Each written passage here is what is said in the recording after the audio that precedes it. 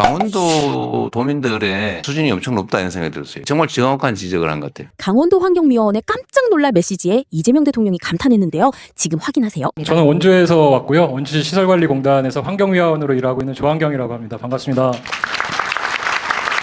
세 분 장관님하고 대통령님 말씀 잘 들었는데 오실 때마다 저희 강원도에서 제일 자랑할 수 있는 게 자연경관이고 천혜의 자연이라고 하시는데 저는 자연의 입장에서 좀 생각해 봤으면 좋겠습니다. 자연이 아파요 많이. 그래서 좀 쉬어야 될 때가 되지 않았나 이런 생각도 좀 하고 있습니다. 그래서 자연경관이 자원인 강원도에서 자연경관인 자원을 자꾸 뺏어가고 망가뜨리려고 하시면 안 되겠다라는 좀 생각이 있었습니다. 왜냐하면 무조건 많이 오시는 게 좋은 거냐, 152만 명이 오신다고 했는데 152만 명이 와서 하루를 주무시고 가는 게 아니라 52만 명이 와가지고 3일을 주무시고 가면 그게 더 좋지 않은가 이런 생각이 있고, 그럴 때만 이래도 자연도 좀 쉴 수 있지 않겠는가, 자연의 입장에서 생각해보면, 주민의 입장에서 생각해보면 무조건 많이 오시는 것이 좋지 않겠다라는 생각이 있습니다. 그래서 문체부 장관님께서 공격적으로 발굴하시겠다라고 하셨는데 저는 공격하지 않으셨으면 좋겠습니다. 자연도 강원도의 자연은 공격받아서는 안 됩니다. 좀 쉬어야 되고 강원도의 자연은 충분히 강원도 자연 나름대로의 그 상태를 유지해야 됩니다. 공격하지 말아주십시오. 예.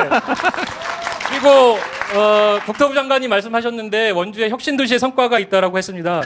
저희 어머님이 혁신도시에서 쫓겨나셨거든요. 왜냐하면 어머니 고향이신데 혁신도시 들어오느라고 쫓겨났습니다. 그래서 신시가지가 들어서서 되게 삐까뻔쩍한 건물도, 그동안 원주에 없었던 30층짜리 넘는 건물도 막 생기고, 그다음에 아파트 값도 아까 말씀하셨는데 2억 이제 엄청 넘어갔습니다. 그런데 사실 그곳에서 쫓겨난 사람들이 구도심으로 몰렸습니다. 그래서 구도심에서 살면서 되게 어려운 부분들을 많이 겪고 있습니다. 그리고 또 구도심에는 고령의 노인들도 많이 계시지만 요새는 또 이주 노동자들도 많습니다. 제가 일하고 있는 상지대학교 근처에도 되게 고령의 노인들도 많으시지만 이주 노동자들도 많습니다. 그래서 사실은 관광과 관련돼 가지고 예전 감성을 자극하는 그런 관광들도 많이 있다라고 생각입니다. 그래서 그런 것을 결부해 가지고 좀 만들어 주셨으면 좋겠다라는 생각이 있고, 또 한 가지 정책적으로 구도심과 관련된, 서울보다는 지역이 균형 발전에서 소외되고 도시보다는 또 농촌이 지역 발전에서 소외되고 도시 내에서는 구도심이 신도심보다 소외되는 부분들이 있습니다. 사실은 그게 균형 발전하자라고 하는데 해당 지자체에서는 사실은 예를 하나 들자라면 청소 행정 하나만 가지고도 구도심에 소외된 사람들을 더더욱 소외시키는 부분들이 있습니다. 원주시에 여기 국회의원님들 오셨는지 모르겠지만 원주시 시설관리공단이 제가 하고 있는 가로 청소를 담당하고 있습니다.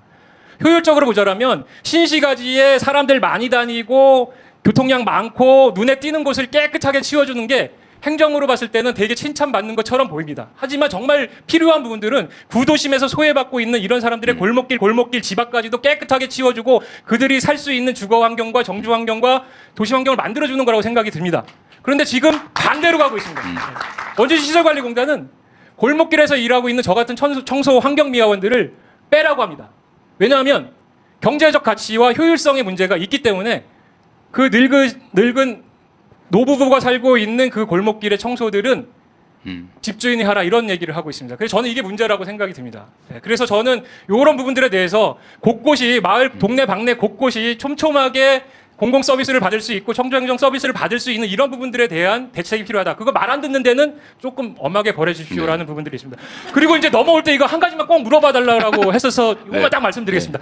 대통령께 궁금한 게 한 가지가 있는데요. 대통령님의 업무 추진비와 특활비를 공개하신다라고 했었습니다. 그래서 얼마나 되고 어디다 쓰시는지를 여쭤보고 싶습니다. 왜냐하면 원주시 시설관리공단에서 시장과 이사장의 업무 추진비 때문에 엄청 문제입니다.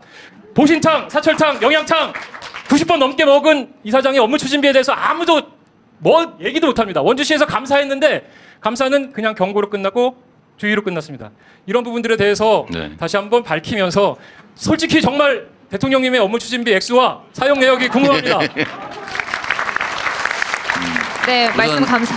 간단한 것부터 얘기를 좀 하면은 나는 업무 추진비를 어떻게 쓰는지 내가 모릅니다. 그거는 규정에 따라 다 이미 공개하고 있을 거고 그건 한번 보세요.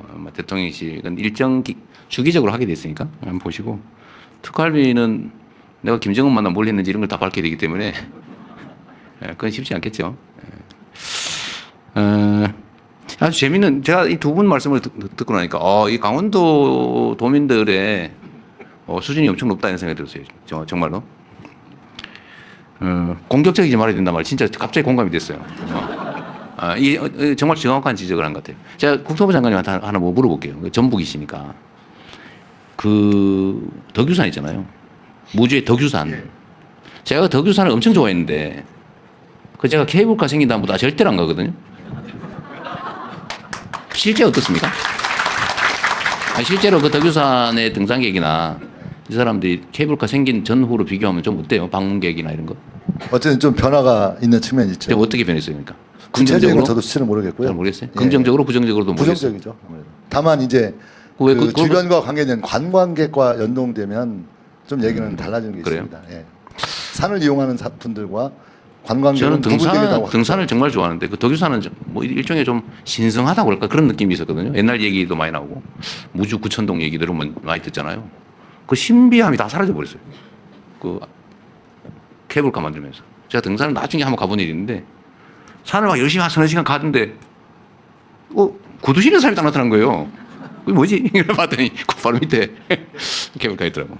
그래서 다음부터는 절대로 안 가게 됐어요. 지리산 같은 경우에도 네. 그게 만들어지고 넘어가는 길 찾길 만들면서 그렇죠. 그렇게 됐죠. 네. 그 노고단 쪽을 제가 또 안 가게 됐습니다. 노고단 쪽이 그렇습니다. 차로만 가야 돼. 차로 휙 지나가. 전에는 노고단이 참 예쁜 봉우리였는데 올라가기도 어려웠고. 그 말이 공감이 가는데 그건 결국은 우리 도민들의 일반적 정서가 제일 크게 영향을 미치겠죠. 관광 개발이 어느 방향으로 갈 거냐. 인공시설 중심으로 갈 거냐. 아니면 그야말로 천혜의 자연 경관을 그대로 유지하면서 접근하기 어렵더라도 접근하기 어렵다는 사실 자체가 자원이기도 하죠. 좀 그런 생각들은 여러분이 판단할 일인 것 같긴 해요. 재미있는 얘기. 구도심이 다 망한다. 신도시 중심으로 가면 구도심이 망한다. 이게 전국의 지방도시들이 다 겪고 있는 문제죠. 저도 사실은 신도시를 구획해서 새로 만드는 것보다는 구도심을 재개발하는 쪽으로 집중해야 된다고 생각은 하는데 이것도 일종의 약간 투기적 요소가 있어요. 그 돈도 적게 묶이고 그 누군가는 혜택을 보는데 구도심은 마치 그 무슨 즙이 빠지듯이 쭉 빠져버리잖아, 그죠? 하여튼 도시 정책에 관한 문제 여러 가지 재밌는 생각들을 하게 하는 말씀이었습니다. 원주 현장에서 일하는 한 환경미화원의 솔직하고 묵직한 한마디가 현장에 있던 모두를 완벽히 뒤흔들었습니다. 무분별한 개발 미명 아래에 파괴되는 자연 생태계와 신도시 그늘에 가려진 구도심 서민들의 고통을 날카롭게 지적했는데요. 현장의 허점을 정확히 짚어낸 정곡에 대통령조차 높은 수준이라 감탄하며 깊이 공감할 수밖에 없었습니다. 겉만 번지르르한 보여주기식 행정 뒤에 숨겨진 진짜 민생의 서글픈 실상이 세상 천지에 낱낱이 폭로된 셈입니다. 탁상공론이 아닌 현장에 답이 있다는 명확한 진실을 선명하게 보여주는 대목이죠. 이 영상에 좋아요와 댓글 달아주시면 더 많은 사람들이 이 영상을 볼 수 있습니다.